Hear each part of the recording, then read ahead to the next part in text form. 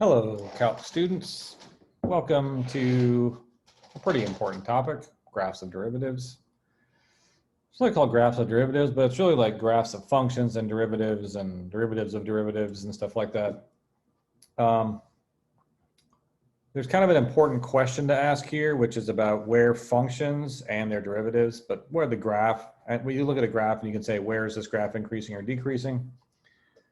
General rule is, as you move from left to right across the graph, going this way, is the graph going up or down? So I start here and it's going up, and then there it's like a maximum point. It starts going down, and then there's a minimum point and it goes up. So where is this function increasing or decreasing? Well, this place right here is -1.5, and this place right here is +2.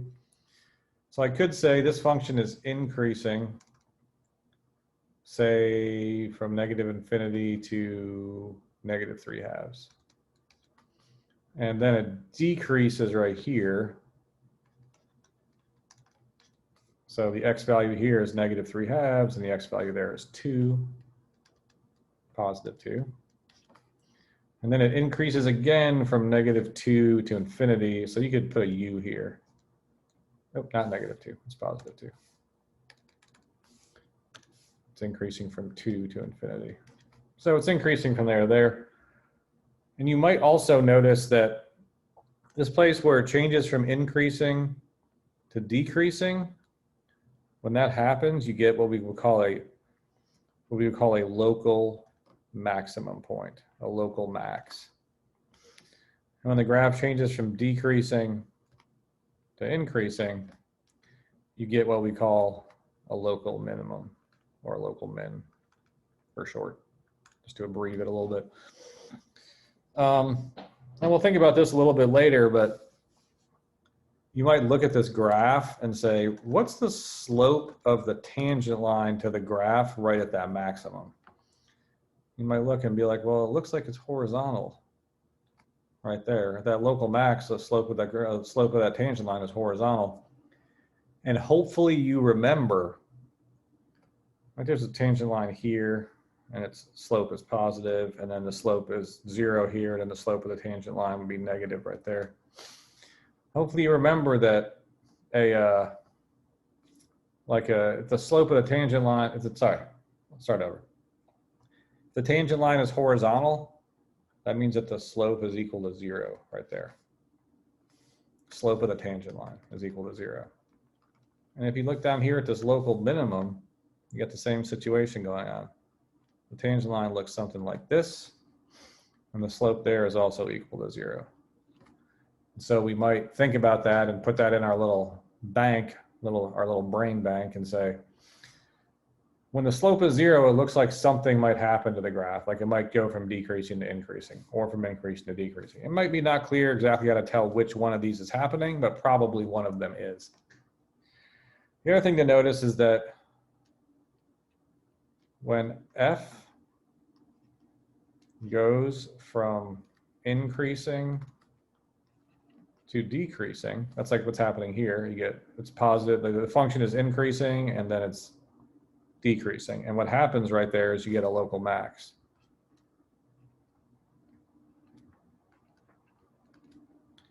And that's a little bit general. Like there's some situations where this it could not be a local max, but for the most part, this is true. F has a local maximum. It's probably, yeah, I'm going to write the second one in a better order. If you look at this local minimum right here, when f has a local minimum, f is going to go from decreasing to increasing. So maybe I should say that. F has a local min if f goes from decreasing to increasing. So you look and you're like, it's positive, it's like increasing and then decreasing, and that's going to be where there's a local maximum. And let's say it the other order. There's a local maximum here, and you can see that f goes from increasing to decreasing. I don't think you can get a local maximum any other way, not for a continuous function. So that's what's happening here. You're thinking about the fact that a maximum happens when the function goes from increasing to decreasing, and the function has a local minimum when it goes from decreasing to increasing. I mean, you can look here, a similar thing happens right there at x equals -2. You have this horizontal tangent line, slope equals 0, horizontal tangent line, those all mean the same thing. Horizontal tangent. And if this function is called f of x, you could also say that f prime of x is equal to 0 there, because f prime of x is the slope of the tangent line. And so if I have a function and I want to know where we get these horizontal tangents, I could take its derivative and set that equal to 0. So this function is increasing from this minimum point all the way to infinity. That minimum point happens at x equals 2, -2, excuse me, -2 to infinity. And it's decreasing from -infinity to -2. And we could say there's a local minimum at x equals -2. And like the evidence for that is that f is continuous and f goes from decreasing to increasing, and that change happens at -2 because f goes from decreasing to increasing at x equals -2. You could also think about the slopes of the tangent lines, and like all the slopes are going to be negative here. Every tangent to this curve is going to look like this on this side of the minimum value. And then the derivative is going to get to 0 at the minimum, and then all the slopes are going to be positive after that. So you get this thing where you have all these negative slopes, which means negative derivatives, and then a 0 derivative, and then a bunch of positive slopes and positive derivatives. And that when that happens, you have what's called a local minimum. So f has a local minimum at x equals -2 because f goes from decreasing to increasing. You could also say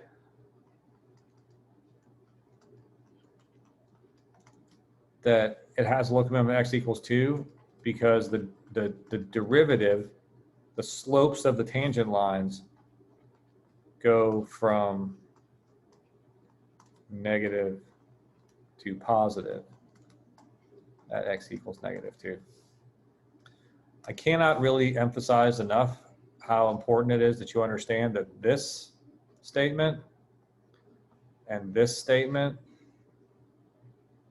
are like equivalent. To say that the function is decreasing and to say that f prime is negative mean the same thing. To say that f is increasing and that f prime is positive are the same thing. You think about these slopes of these tangent lines, they're all negative here, that means the function is decreasing. They're all positive here, means the function is increasing. Being able to like switch back and forth between those two ideas is going to be very important moving forward. So that's why I'm emphasizing it. We got a couple more graphs to look at. This is a kind of a good one. This is like a x to the 4th graph. And you've got two intervals of increase. Looks like it's increasing here and it's increasing there. Maybe I'll do those in different colors just for a laugh. Increasing is green and decreasing is red. So it looks like we're increasing here from -infinity. What is that? -2.5. And it's also increasing from x is -1 to x is a half. -1 to 1/2. And then this part in between -5/2 and -1 is a decreasing interval.